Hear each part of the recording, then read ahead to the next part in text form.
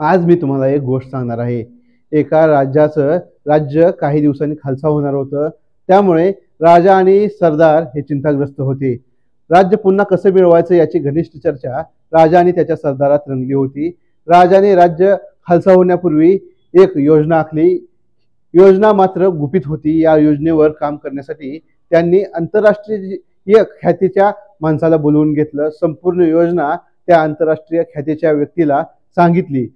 तो आंतरराष्ट्रीय ख्यातीचा व्यक्ती देखील हे काम करण्यासाठी तयार झाला। कामाला सुरुवात ही एका वर्षानंतर करायची होती।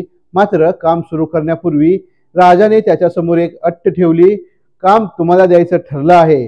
आता राज्याची परिस्थिती ही बिकट आहे। त्यामुळे तुमच्याकडील जेवढे काय सोनं नाणं आहे तेवढं राज्याच्या तिजोरीत भरलं पाहिजे।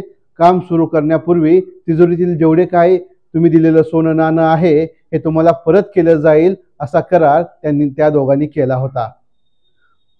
तोपर्यंत राजाने जनतेला तिजोरीतील सोने नाणे देऊन राज्य खालसा होण्यापासून वाचवलं आणि राज्य पुन्हा मिळवलं। राज्य मिळाल्यानंतर त्या आंतरराष्ट्रीय ख्यातीच्या व्यक्तीला त्या योजनेचे काम देखील देण्यात आलं। ते काम कसं झालं, कितीला झालं याकडे कोणीही विचारणा करायची नाही असा दम राजाने त्याच्या सरदाराला दिला होता।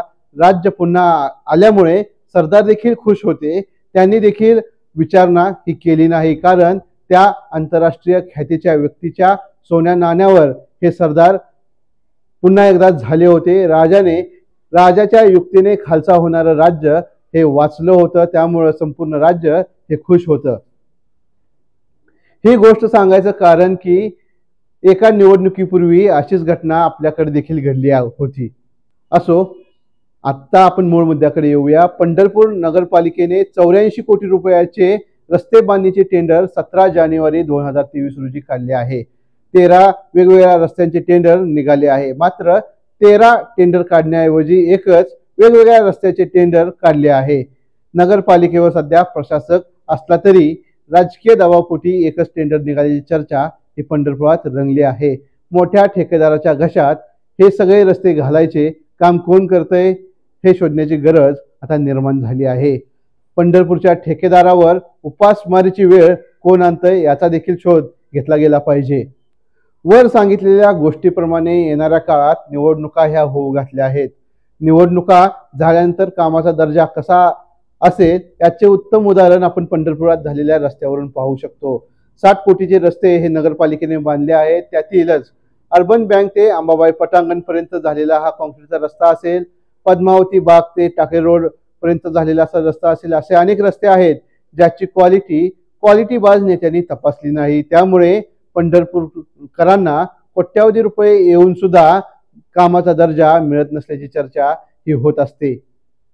नगरपालिकेने रस्त्याचे एकत्रित करून 84 कोटी रुपये टेंडर काढले आहे। हे नियमानुसार टेंडर काढले आहे असे एका अधिकाऱ्याने सह्याद्री न्यूजशी बोलताना सांगितले आहे।